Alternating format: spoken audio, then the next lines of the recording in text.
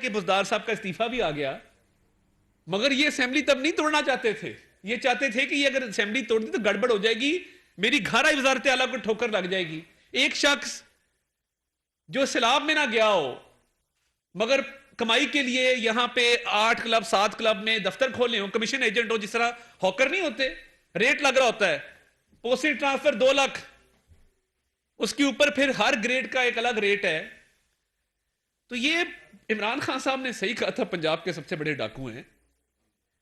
اتنی ہرس، لالچ اور ہوس ہے اقتدار کی کہ اب فوج کو دوبارہ بدنام کرنے پہ آ گئے کہ جی وہ باجوہ صاحب نے تب کہا تھا، میں اللہ واللہ عالم، اللہ جانتا ہے بہتر.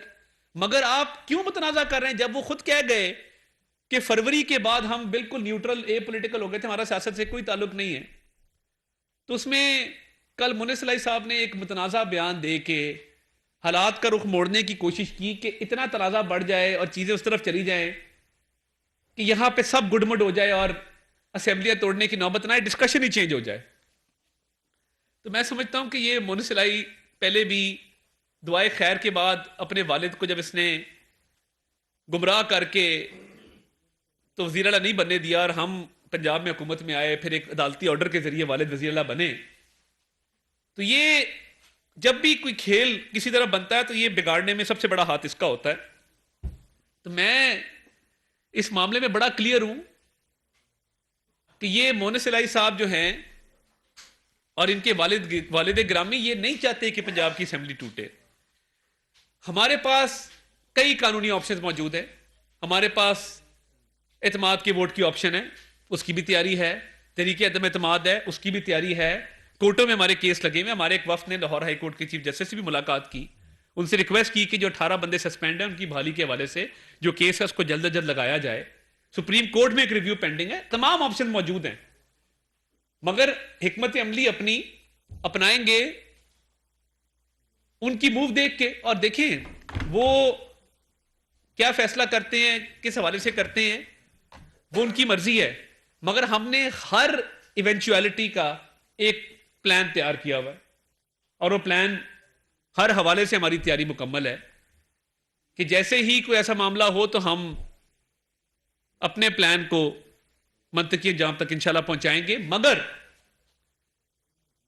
حد الوسع کوشش یہ ہے کہ اسمبلیاں نہ ٹوٹیں، کیونکہ ہم جمہوری ذہن کے لوگ ہیں، ہم نے ہمیشہ ٹرانزیشن آف پاور پیسفل کیا ہے. وہ ہمارا دور 2013 والا جب شروع ہوا تو پیپلز پارٹی سے ہم نے ٹرانزیشن لی اور بڑی پیسفلی لی، اور ہمارا میثاق جمہوریت کے اندر بھی یہ تھا کہ اسمبلیاں آئینی مدت پوری کریں گی، ہمیشہ سے ہی ہماری سوچ رہی ہے. مگر اگر یہ سمجھتے ہیں کہ اسمبلیاں ہر حال میں توڑنی ہے، ہماری اولین کوشش ہے کہ نہ ٹوٹیں. اگر یہ توڑتے ہیں تو ہم انتخابات کے لیے بھی مکمل طور پہ تیار ہیں. یہ چھوڑے نا پنجاب گورنمنٹ کو، آئے میدان میں ذرا.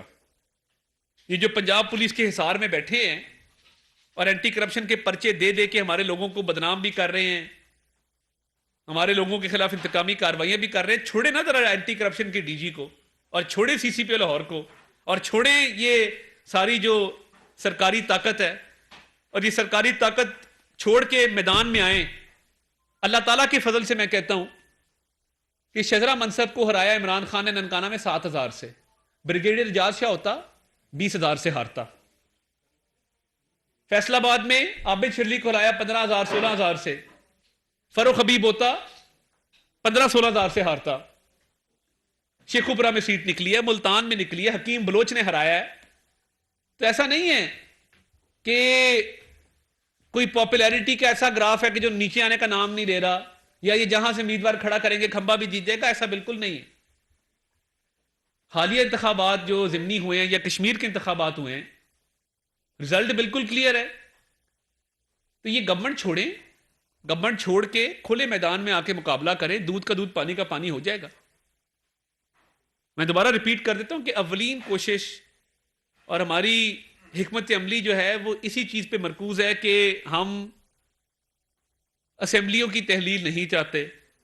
مگر اگر پھر بھی اسمبلیاں تحلیل ہو گئیں تو انتخابات کی ہماری مکمل تیاری ہے، کیونکہ پنجاب میں بھی ہم نے جو قلیل عرصہ تھا ڈیلیور کیا ہے، ان باپ بیٹے کی طرح لوٹ مار نہیں کی، ڈاکے نہیں ڈالے، عوامی پیسے کو ذاتی تجوری سمجھ کے نہیں خرچا، گاڑیاں آرڈر نہیں کی، تنخواہیں نہیں بڑھائیں، کمیشن جو لیے جا رہے ہیں، کئی فرنٹ مین، ادھر ماڈل ٹاؤن میں قبضہ ہو گیا، وہ عامر راز صاحب ہے ہمارے بھائی، وہ کاغذ آج کل زمینوں کے بکتے ہیں کہ آپ کی زمین فلاں خسرہ نمبر میں ہے، ساتھ والے خسرہ نمبر کی کاغذ خرید لو اور قبضہ لینے پہنچ جاؤ، پوری بلڈنگ گرا دی ایک شریف آدمی کی، ہم نے شور ڈالا، سٹے لیے، کورٹوں میں گئے، اب وہ وہاں پہ قبضے کی کوشش جو ہے وہ ناکام ہوئی ہے۔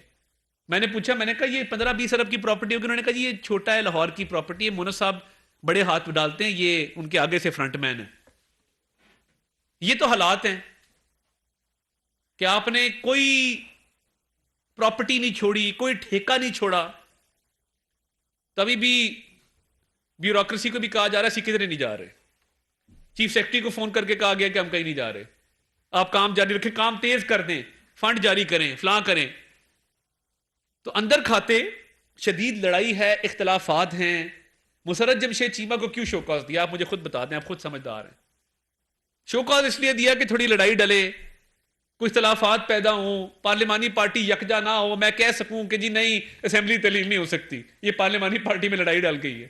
جب اس سے کام نہیں بنا تو کل ایک متنازع بیان دلوا دیا اپنے بیٹے سے کہ اتنے تنازعات پیدا کر دو کہ پارلیمانی پارٹی مختلف گروپوں میں ڈیوائیڈ اور اسمبلی کی تحلیل رک جائے۔ تو منہ پہ جاتے تو کہتے ہیں جان حاضر ہے، اور پیچھے جا کے سازشیں کرتے ہیں۔ تو ہم تو خیر پہلی اپوزیشن میں پنجاب میں، ہمارے سے کیا چھین لیں گے؟ تو اس لیے ہماری کوشش ہے کہ جو بھی حکمت عملی اپنائیں، حتی الوسع کوشش کر کے، لڑائی کر کے، لڑ کے اپنا حق لینے کی کوشش کریں، اور ان کو ٹف ٹائم دیں، اور کیونکہ ان کے برے دن شروع ہونے والے ہیں انشاءاللہ۔ اور اگر اینڈ پہ جا کے کسی وجہ سے کوئی بات ہماری نہیں بنتی یا ہم ڈیزائر رزلٹ تک نہیں پہنچ پاتے، تو پھر انتخابات کے لیے 100% نہیں، اللہ تعالیٰ کے فضل سے 200% تیار۔ اچھا صاحب یہ بتائیے کہ جیسے آپ نے کہا کہ طریقہ عدم اعتماد جو ہے وہ اسپیکر کے چیمبر میں یا سیکرٹری کے پاس پہنچ جائے تو ان کو جمع کرنی پڑے گی، اس پہ کارروائی کرنی پڑے گی، تحلیل نہیں ہوگی۔ تو اگر آپ کی یہ عدم اعتماد کی تحریک اسمبلی کے اندر ہی نہیں جا پاتی، جیسے کہ گزشتہ بھی ہوا کہ گیٹ بند کر دیے گئے، آپ کو دھرنا بھی دینا پڑا، اس سلسلے میں اس صورت میں کیا حکمت عملی ہوگی؟ آئین، اب کانسٹیٹیوشن کے جو فریمرز تھے نا، جنہوں نے آئین کو تخلیق کیا، انہوں نے نہیں سوچا تھا کہ اس طرح کے نیچ لوگ بھی کبھی صاحب اقتدار ہوں گے اس ملک کے اندر۔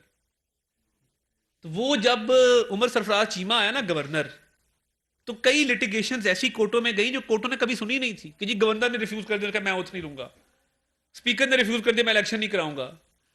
تو ہر چیز کا حل موجود ہے، ویڈیو فوٹیج ہونی چاہیے، کاغذی کاروائی مکمل ہونی چاہیے کہ ہم اس نیت کے ساتھ کہ اسمبلیاں تحلیل نہ ہوں، طریقہ عدم اعتماد جمع کرانے گئے تھے، تو گیٹ بند تھے، وہیں پہ بیٹھ کے دھرنا بھی دیں گے اور کوشش کریں گے اسی وقت کورٹ میں درخواست دی جائے۔ کورٹ کے حوالے سے بھی دیکھیں میرا بڑا دل دکھتا ہے، اور میں بڑے رنجیدہ دل سے یہ بات کرتا ہوں۔ لوگ بڑی چہمگوئیاں کرتے ہیں کہ ایک پنجاب کے وزیر ہیں جن کی وجہ سے ہمارے کیس نہیں لگتے۔ یہ نہیں ہونا چاہیے، یہ تاثر ہی نہیں ہونا چاہیے۔ اسپیکر کا، یہ اسپیکر اہل ہی نہیں ہے کہ اسپیکر بیٹھے۔ آرٹیکل 226 کہتا ہے کہ اسپیکر کا الیکشن خفیہ رائے شماری سے ہوگا۔ بیلٹ پیپر پہ سیریل نمبر موجود تھا، کاؤنٹر فائل پہ سیریل نمبر موجود تھا، اوپن اینڈ شٹ کیس ہے۔ 2 مہینے ہو گئے ہیں، 2.5 مہینے ہو گئے، ہمارا کیس نہیں لگ رہا۔ جب ہم وکیلوں سے بات کرتے ہیں وہ کہتے ہیں جی وہ وزیر صاحب ہیں کوئی بیچ میں۔ اب یہ باتیں نہیں ہونی چاہیے، یہ قابل مذمت باتیں ہیں۔ عدلیہ کا، لاہور ہائی کورٹ کا یہ تاثر، منفی تاثر نہیں جانا چاہیے۔ جو مرضی وزیر ہے، جو مرضی رشتہ داری ہو، کیس میرٹ پہ لگنا چاہیے، ریجیکٹ کر دیں، کہہ دیں کہ جی یہ اسپیکر والا کیس آپ کا غلط ہے، مگر اس کو التوا میں رکھنا، یہ جانتے بوجھتے ہوئے پنجاب کے کیا حالات ہیں، لوگ باتیں کرنے پہ مجبور ہیں اس حوالے سے۔ اچھا سر یہ بتائیے گا، خان صاحب نے کہا کہ 3 سال جنرل باجوہ نے ان کی ہر سطح پر سپورٹ کی، سینیٹرز کے ووٹ بھی لیے، ایم پی ایس کو بھی بلاتے رہے فون کال کرتے۔ مونس علائی نے کہا کہ ان کے کہنے پر وہ عمران خان صاحب کے ساتھ مل گئے۔ کیا باجوہ صاحب کو نون لیگ کے ساتھ کوئی خاص نفرت تھی کہ ان کو کچھ نہیں ملا، یا بہت کچھ مل گیا، گل بد گئی حکومت؟ میں بطور سیاستدان یہ سمجھتا ہوں کہ جب ایک بندہ اپنی کرسی پہ تھا اور چیف آف آرمی سٹاف تھا اور اقتدار میں تھا، ایک مقتدر قوت اس کے پاس تھی، میں نے تب اس کے خلاف بات نہیں کی، اس کے بارے میں تبصرہ نہیں کیا۔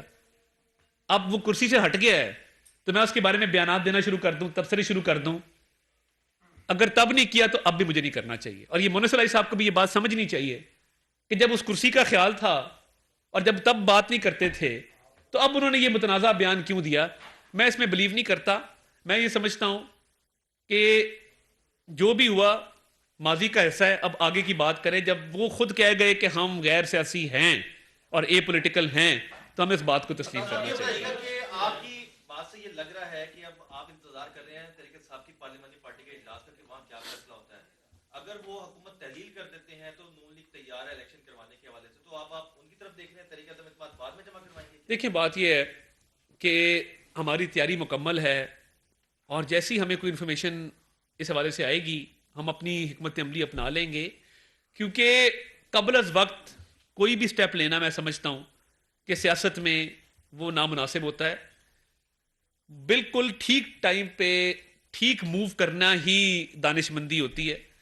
تو وہ جو بھی فیصلہ کرتے ہیں ہماری حکمت عملی اس کے مطابق ہوگی اور اسی مطابق ہم بہت پہلے اپنی انرجی نہیں لگانا چاہتے. تو ہم تو دیکھیں نا پہلے ہی اپوزیشن میں بیٹھے ہوئے ہیں. اصل ٹیسٹ تو ان کا ہے, امتحان تو ان کا ہے. آ کے بتائیں کیا چاہتے ہیں کیا نہیں چاہتے. 90% ایم پی ایس کہتے ہیں کہ اسمبلیاں نہ توڑیں, وزارتیں انجوائے کر رہے ہیں, فنڈ